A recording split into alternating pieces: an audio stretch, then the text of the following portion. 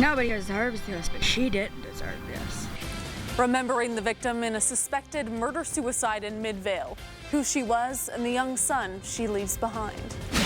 Plus, a Cache County company under fire after accusations of price gouging, what one man claims he almost had to pay for hand sanitizer.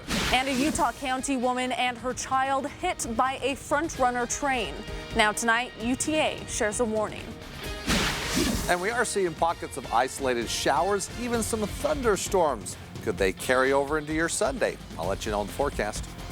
Live from Fox 13 Studios, this is Fox 13 News at 9. Our top story tonight, friends and loved ones are trying to come to grips with the devastating loss of 26-year-old Miranda Shawshinger. She was killed in a suspected murder-suicide in Midvale yesterday. Fox 13's Sydney Glenn spoke with Miranda's loved ones earlier today as they gathered together to mourn her. She joins us live tonight. Sydney? Yeah, Miranda's loved ones are obviously heartbroken. It's hard to even comprehend what happened. While of course Miranda is no longer with us, her family and friends hope that people will remember her for who she was. She didn't deserve this. We didn't deserve to have her taken from us. While holding each other tight. Still in shock. I mean, I feel like I could break down any second. Those who love Miranda Shawshinger lit candles to honor a life taken too soon. I can't believe that this is how she left us, and I can't believe that I'll never see her again. While they stand together to say goodbye, those closest to Miranda hope people will remember her like this, smiling, happy. I hope that people remember how giving she was. She took care of the elderly as a CNA, and she was in nursing school, and all she wanted to do was help people. Kind to everyone. She was my very best friend. But if you asked 1,000 other people, they would say she was their best friend too, because that's just who she was. Well, she may have had a million friends. Her very best friend was her 5-year-old son. We will make sure that we remind him every day how amazing his mom was and how blessed he is to be her son. A mother, a friend, a daughter, leaving behind those she made whole, holding each other tight, thinking of all the life she had left to live. She would have been an amazing nurse. She would have been a fantastic nurse. She would have made a difference in this world. She already has made a difference in this world. Miranda's loved ones hopes that this story reaches victims of domestic violence and gives them the courage to reach out for help, because there is help out there. Live in Midvale, Sydney Glenn, Fox 13 News, Utah. Sydney, thank you. If you or someone you know is experiencing a domestic violence emergency, call 911.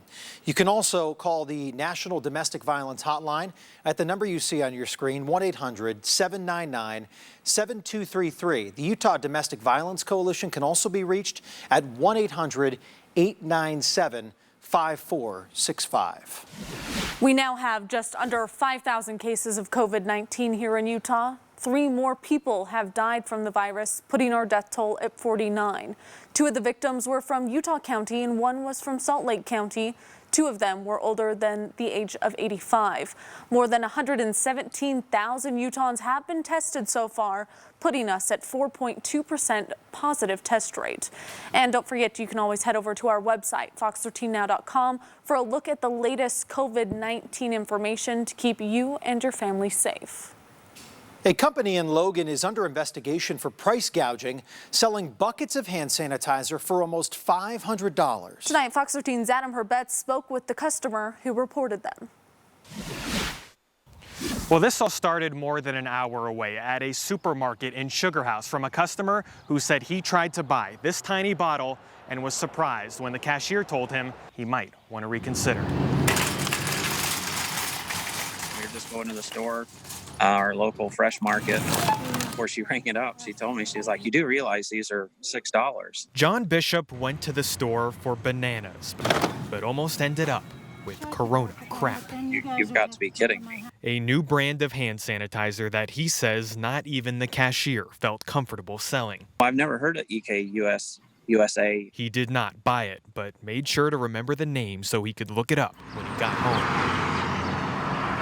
He was even more aggravated to learn it was a local company based in Logan that he thinks is taking advantage of people's desperation. Come to find out, they're actually selling the same product on their website for $9.95. 1 ounce for $9.95, or a bucket like this with 48 1-ounce bottles for $477. Again, ridiculous. And Bishop isn't sure if the quality of Corona crap lives up to its name, but that's definitely how he feels about the prices. A couple weeks ago, we bought 16 ounces of hand sanitizer from the Five Wise Vodka distillery, and it was $10. The Utah Division of Consumer Protection is investigating the price gouging complaint, but cannot comment any further than that.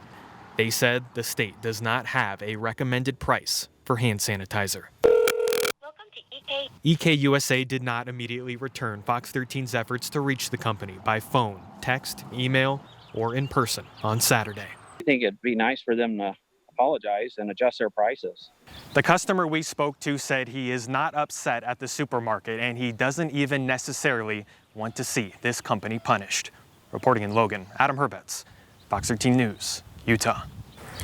The Department of Consumer Protection says they investigate each complaint on a case-by-case basis. So far, they've received more than 800 complaints, but only about 100 from online retailers. Now, if you'd like to file a price gouging complaint, we have information on how to do that on our website, fox13now.com. In Utah County tonight, a Provo woman and her 2-year-old child are fighting for their lives after being hit by a front-runner train. UTA telling Fox 13 this happened near 5th South and 9th West around 3:30 this afternoon. According to UTA, the 21-year-old woman tried to cross while the gates were down, and she allegedly tried to go around the gates and attempted to beat the train before she and her child got hit. UTA stresses that you should never try to beat a train and just wait a few moments for it to pass. Deputies in Box Elder County are investigating a suspicious death. The sheriff's office says a couple found 36-year-old Joshua George Haven in the Salt Wells area west of Promontory last night. Deputies say Haven's body had been dead for at least several days. He's from Weber County. The cause of death has not been determined. In southern Utah, an Ogden woman is dead after an ATV accident in Kane County. Kane County Sheriff's Office saying Friday afternoon, the 48-year-old drove off of Sand Dune northwest of Lamb Springs and was thrown off of her ATV. Friends and family unsuccessfully tried to give her CPR before she died. Deputies also say around the same time, a second woman from Washington, Utah, was badly hurt in another ATV accident near the Dry Lake bed. She had to be flown to Dixie Regional Medical Center for neck, back, and leg injuries. The FBI and the San Juan County Sheriff's Office need your help to find a man accused of shooting at a special agent and a deputy. It was back on April 30th when this man, Cecil Vigil Jr., was being investigated at his home on the Navajo Nation for another crime. And that's when authorities say Vigil allegedly fired multiple rounds at the officers. Anyone with tips leading to Vigil's arrest and conviction is eligible for up to $6,000 in reward money. And in Weber County, a woman had to be flown to McKay-Dee Hospital after being thrown off of a horse. Weber Fire says this happened in Middle Fork and that the victim suffered significant back injuries. Her condition is unknown at this time, and we'll keep you posted if we learn of any updates. A rock climber had to be rescued from American Fork Canyon this afternoon. Utah County Search and Rescue saying they worked with Lone Peak firefighters using ladder trucks to retrieve the climber from across the river. The climber had to be taken to the hospital for a broken leg, where they were then taken to a nearby hospital. Turning to weather now, and May is off to a gorgeous start with this weekend. Let's send it over to meteorologist Breck Bolton with a look at our first alert forecast. Well, it sure has been nice. And we've seen a few rain showers as we did yesterday across portions of northern, central, northeastern Utah.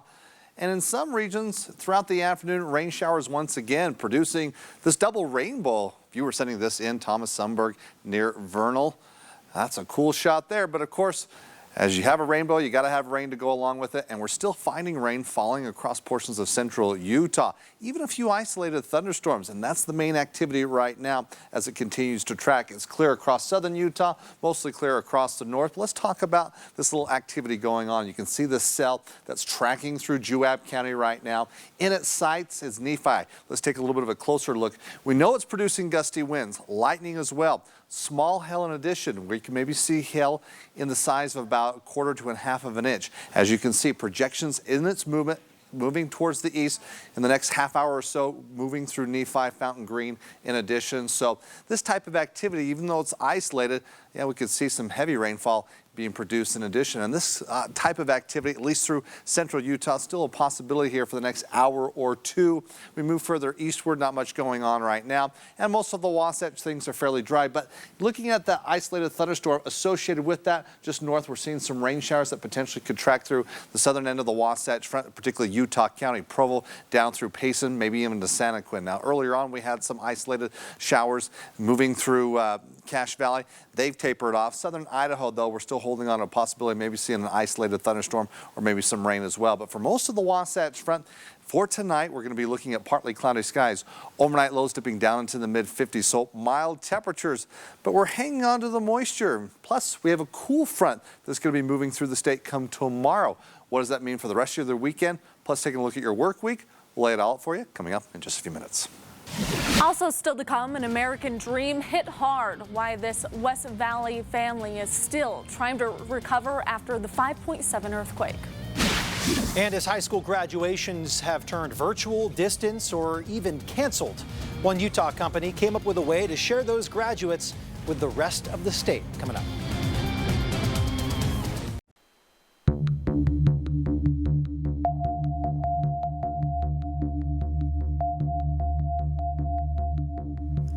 Tonight, a West Valley City family is still without a home after the 5.7 earthquake hit Magna back in March. Yeah, they're struggling to find the funds needed to fix some damages. Fox 13's John Franke shows us what needs to happen now.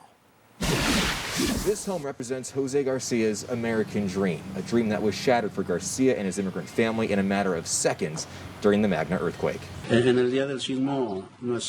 day that the earthquake happened, the trailer went down, and his wife and his 2 kids were in the trailer. Speaking through a translator, Jose Garcia says his family had to escape the home through a window because the doors wouldn't open.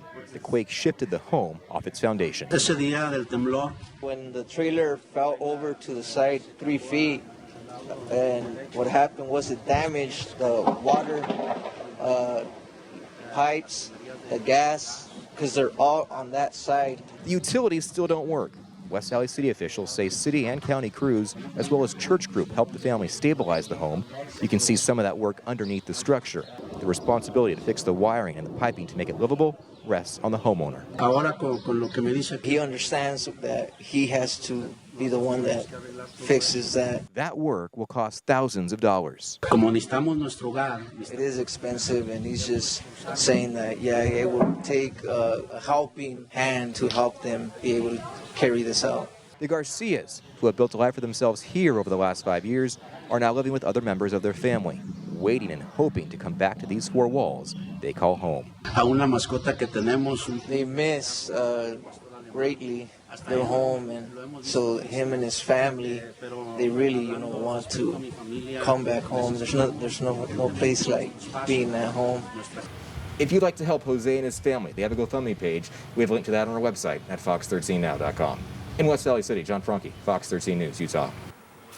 The Navajo Nation is working to get supplies like food and water to over 400 of its members at high risk of COVID-19.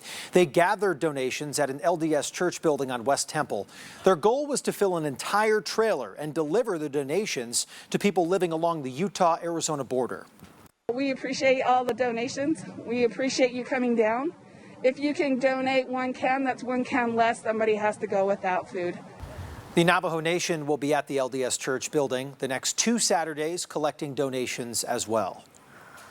Graduation plans have been postponed, changed, or even canceled for students all across the state. So now a Utah-based company is helping students get the celebration they deserve. Blip says parents, students, teachers, or even entire schools can now pay to get their graduates on digital billboards across the state. The school can organize it, have every student participate, provide the photos, provide the name.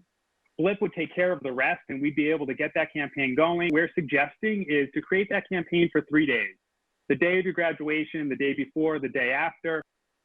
And who doesn't want to be on a billboard? This campaign costs $20 a day, and they also have deals for any schools that want to participate. We have instructions on how to get a billboard over on fox13now.com. Salt Lake County Animal Services held its first pet pantry today. Salt Lake County Mayor Jenny Wilson, along with a group of county employees, offered food to pets of families in need.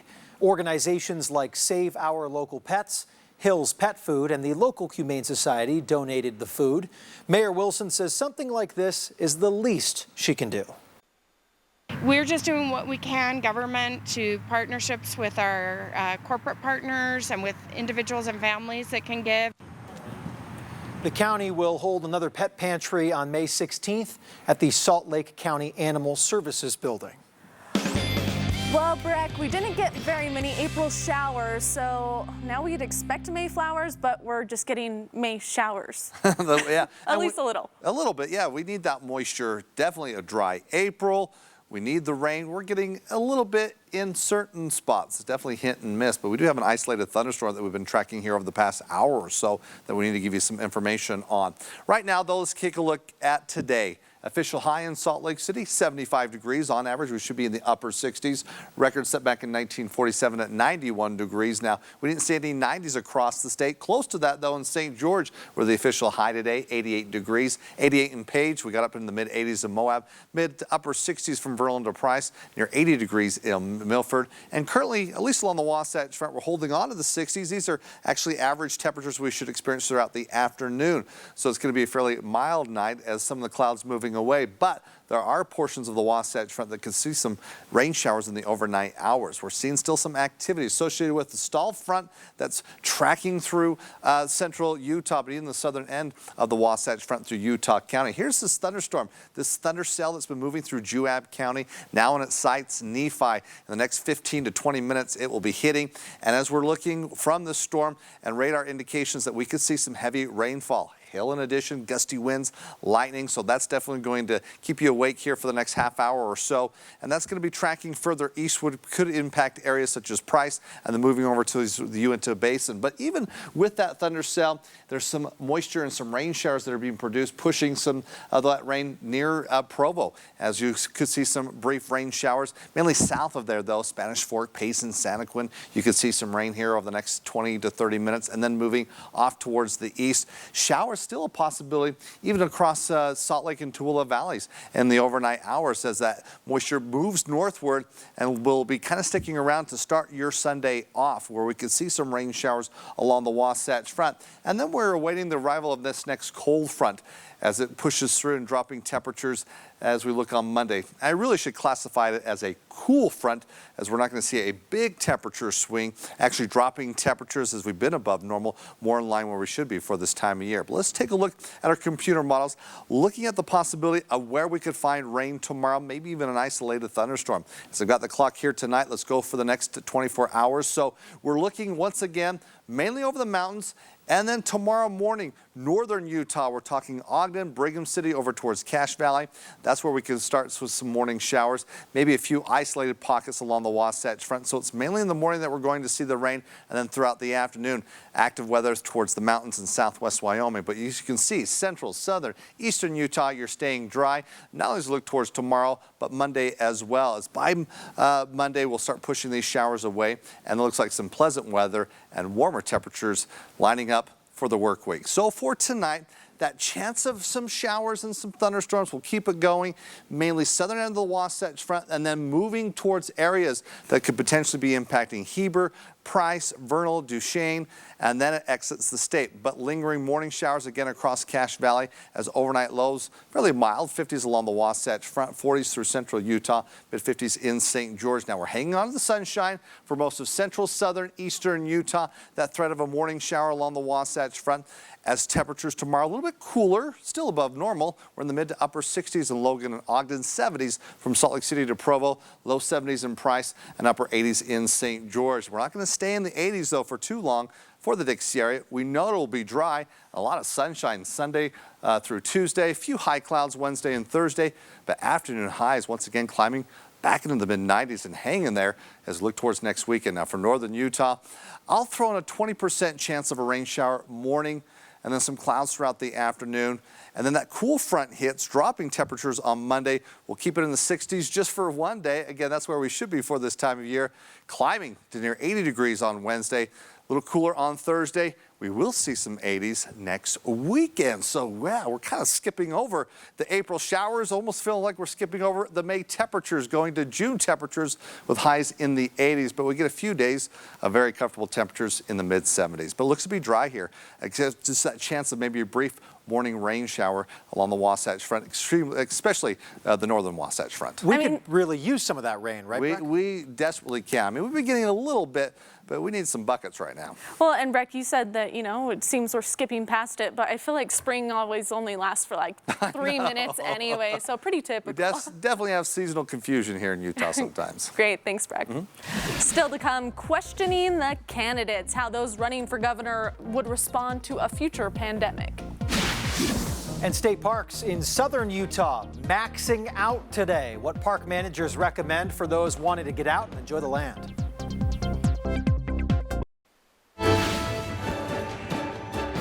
We're just about 6 months away from Election Day, and the candidates for Utah's next governor aren't letting social distancing prevent them from addressing Utah's voters online. Fox 13's Max Ross shows us how one topic seemed to dominate a lot of the conversation.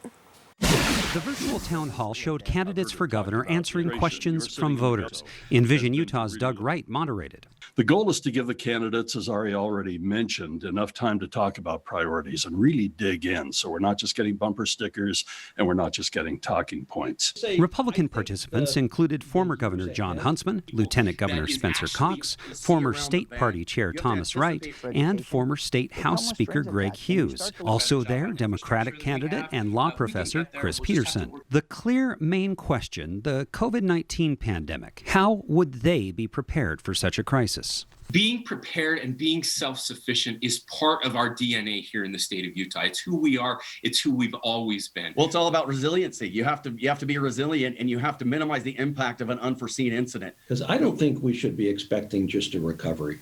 That's not what's going to happen. I think we should expect a recharge, a rebirth.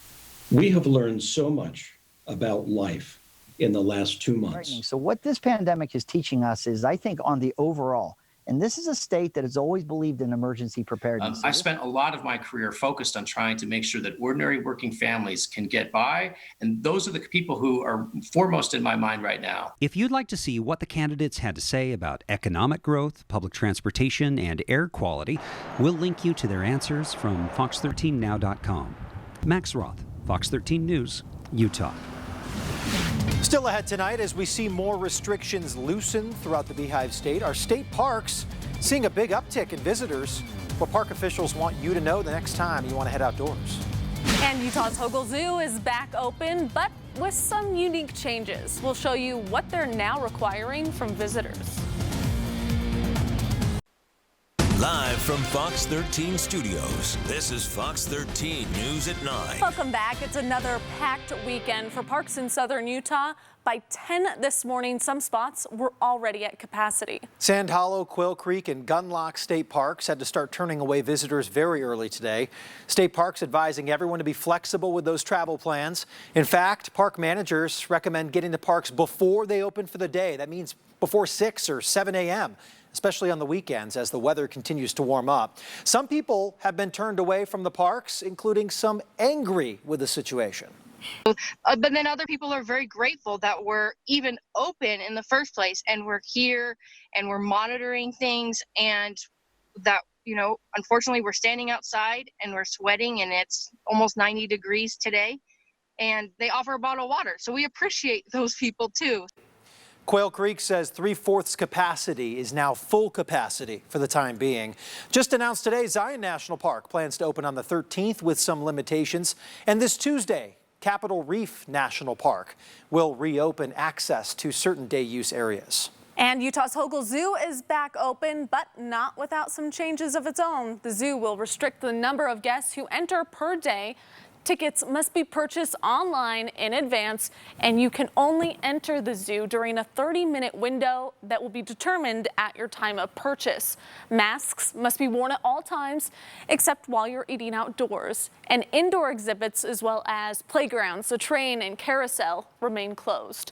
And the zoo will plot a one-way path through exhibits for guests to follow.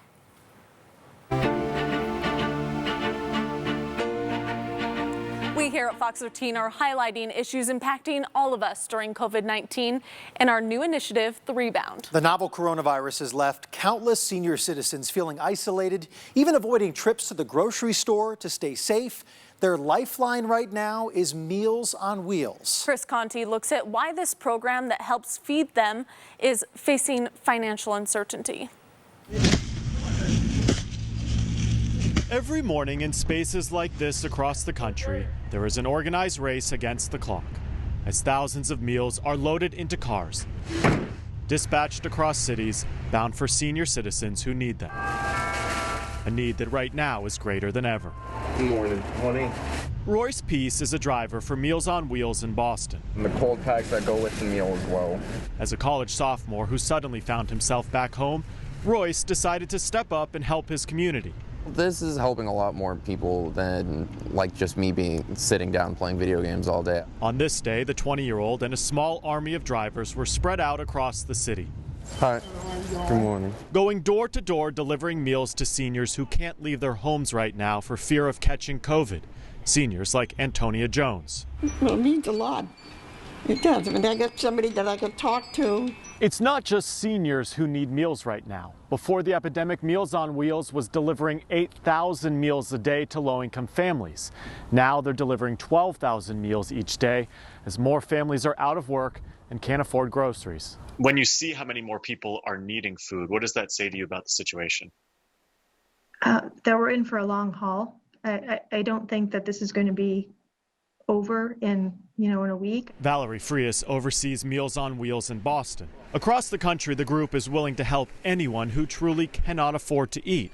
But the offer comes with concern for Valerie. How to fund that? We are doing the best we can with the dollars that we can, but we can only stretch them so thin. Nationwide, the program mainly operates on donations. Funding is disappearing almost as fast as they can deliver meals. Are you worried that there are people out there who maybe aren't getting food? Of course. But as the country rebounds, programs like this will be more critical than ever. We might be the only person they have contact with during the day, so just coming in and checking in on them, making sure that they're okay and not injured. Managing the pressure of this epidemic is happening one meal at a time. In Boston, I'm Chris Conti reporting.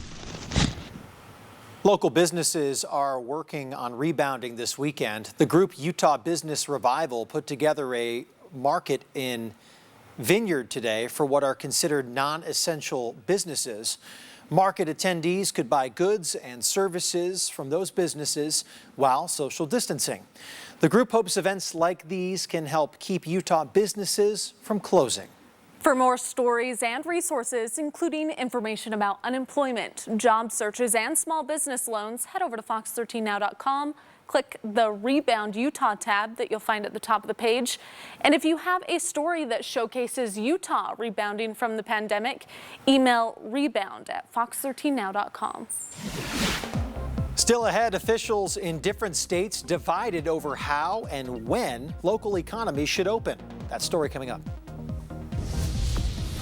And we're still tracking this isolated thunderstorm moving through Nephi right now. It's producing some hail, gusty winds, heavy rain. Will we see a repeat of this activity in your forecast for Sunday? We'll let you know after the break. You're watching Fox 13 News. Let's connect. More states loosening up more restrictions ahead of the weekend, despite public health experts warning in some cases it's too much too soon. And spring weather brought out crowds in New York and D.C. where restrictions remain in effect. Karen Kafa looks at how weekend plans tested some coronavirus strategies.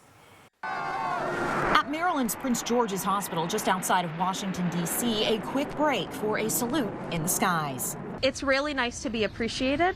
The Navy Blue Angels and Air Force Thunderbirds flying over Washington, D.C., Baltimore, and Atlanta to honor first responders and healthcare workers Saturday.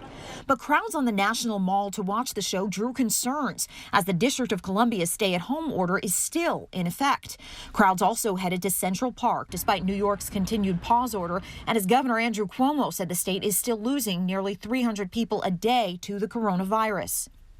That number has remained obnoxiously and terrifyingly high. New York City Mayor Bill de Blasio said the city and police were prepared. If everyone follows the rules, that's great, but if not, there's going to be very intense enforcement. While New York's pause order remains in effect, Americans in more than 30 other states are seeing relaxed restrictions this weekend, including open retail stores in Texas and Georgia. New Jersey Governor Phil Murphy allowed state parks, county parks, and golf courses to reopen. He said it's up to residents to follow the rules and help them stay open. Let's make sure that we have a good weekend and a safe weekend. By next Sunday, May 10th, more than 40 states will have partially reopened. In Washington, I'm Karen Kafa. And while Utah is slowly opening up, movie theaters, though, remain closed. So we'll take a look at some older films that you can now stream from home. And later in sports, another great round of highlights from home. And former Ute quarterback Alex Smith has definitely been in the news this week. I'll recap it for you back in a bit.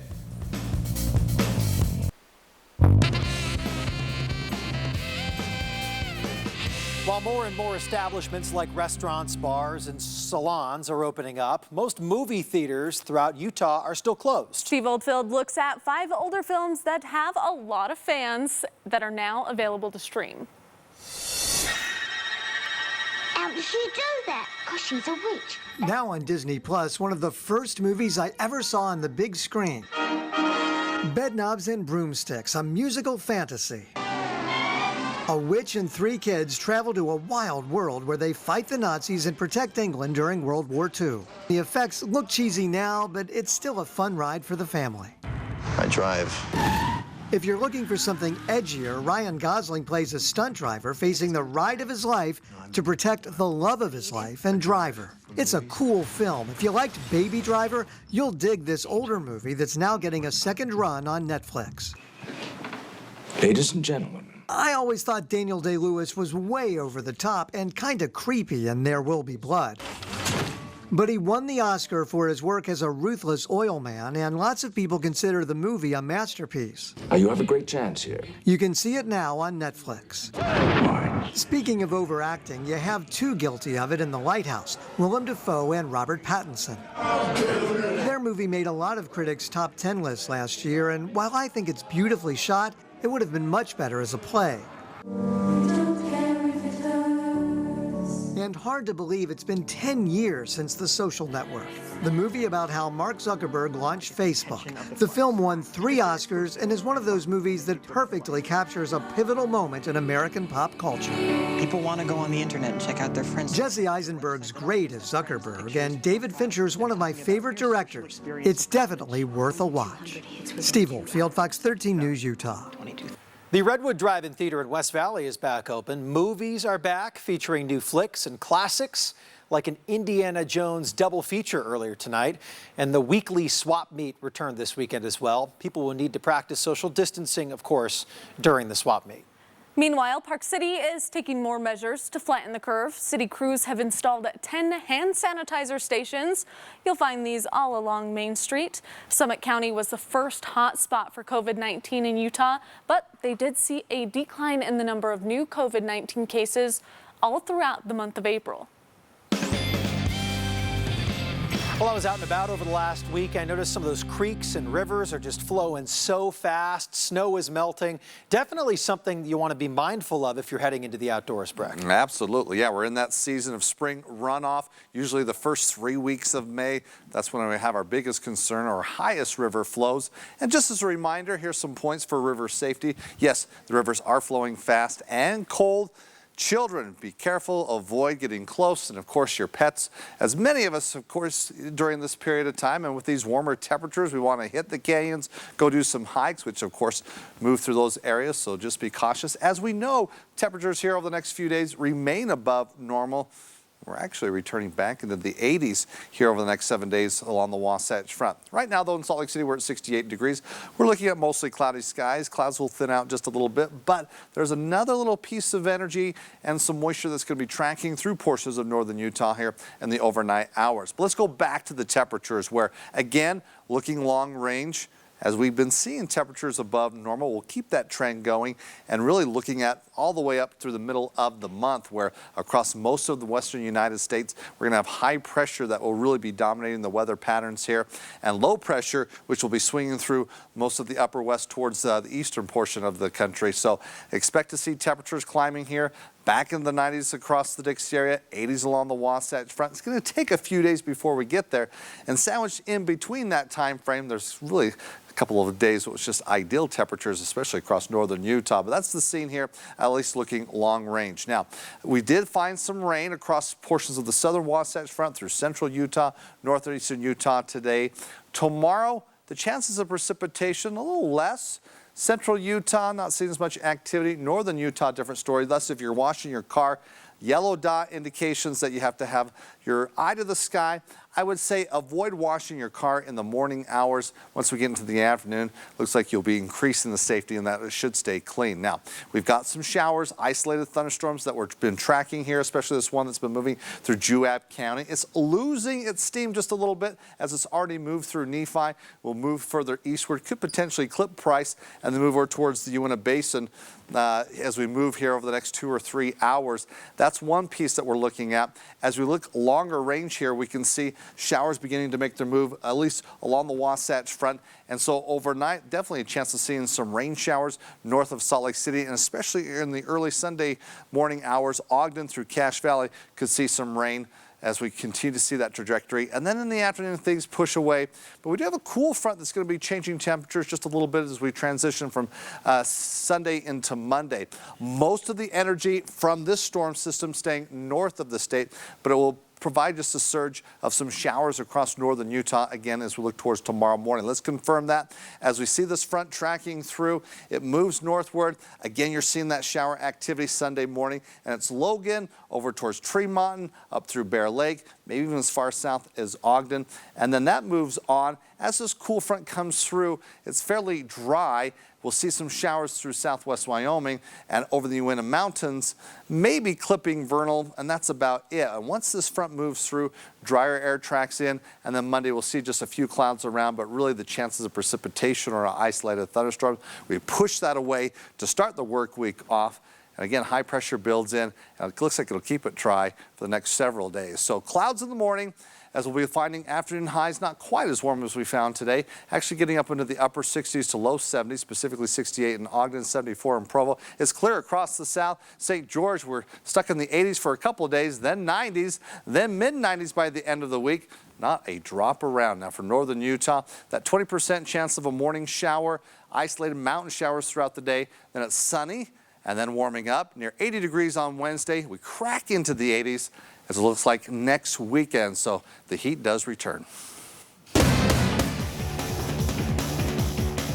Morgan, I always thought Alex Smith was a good NFL quarterback, but probably great in just a short amount of time for the University of Utah. Yeah, it took him a while to get his feet wet in the NFL, but he eventually really started getting rolling there with the Chiefs. It's been quite a week for Alex Smith in terms of achievement. The former Utah quarterback will be inducted into the Crimson Club Hall of Fame this year. He's also the first Ute to ever join the College Sports Academic Hall of Fame after getting a bachelor's degree in economics from the U after only 2 years. And I haven't even mentioned that documentary yet. Alex Smith, 14-year veteran, has this team in first place in their division. Project 11 debuting on ESPN last night, chronicling the aftermath of Smith's excruciating injuries suffered with the Redskins back in 2018. The former top overall pick in 2005 would end up needing 17 different surgeries to avoid the amputation of his leg. And at one point, his life was even on the line with a severe bacteria infection. Some of the images I felt were even a little too graphic to show you, but he's doing fairly well now and told SportsCenter that he may even attempt to come back on the field. The soon-to-be 36-year-old is signed with Washington through 2022. I never wanted to sell myself short. I never wanted to let fear overcome me and to be thinking about playing football again and making that decision. You know, like I said, when I was in a wheelchair, I was on crutches, and when I had the fixator on. And for me, I think just not knowing where my limitations were going to be coming out of this, and I want to find out where they are. I still don't know. And I'm being honest with you right now. I haven't hit them yet, and I'm still marching. Want to see where that is. And let's not forget our highlights from home, where we start with some toilet paper soccer.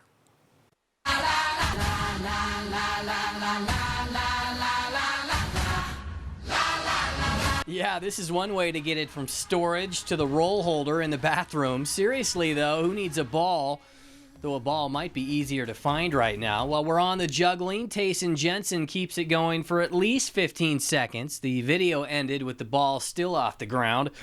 Dunks always look better in slow-mo with some help from Little Bro. Goes over top, and I don't care if the rim is at eye level. That one's pretty cool as well. The Sumner kids peeling out the razor bikes. Now go paint over the skid marks. We always love giving props to canines here at Fox 13. Rough all over the Frisbee. Johnny Mon getting 2 flips in before the dunk down in southern Utah. Speaking of double flip, the double cork at the Tramp. Nice. And finally, how about this? Forrest Gump would be proud. A little backspin on the ping pong ball and into the cup. That one deserves a replay, I think. Well done, Jackson Pierce. If you want to be on, email sports@fox13now.com. That was a good one. That whole really one deserves a replay, starting with the toilet paper, back to the ping pong trick. We all want the virus to end, but I don't think we want those highlights to end. No, keep them coming. Thank you, Morgan. We'll be right back.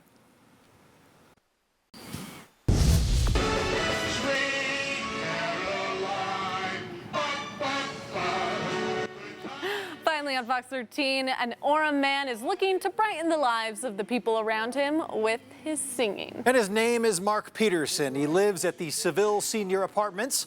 Since last week, Mark has been singing wonderful tunes like Sweet Caroline, God Bless America, and You Are My Sunshine to fellow residents. And they have been singing along with him. Oh, adorable. And the general manager of this facility says that what Mark is doing is a welcome break from being stuck inside all day due to COVID-19, especially for those people who are at risk. He's got a nice voice, too. Nice to listen to. Keep going, Mark. Thanks for watching Fox 13 News at 9. Quick Cast is next. Have a great night.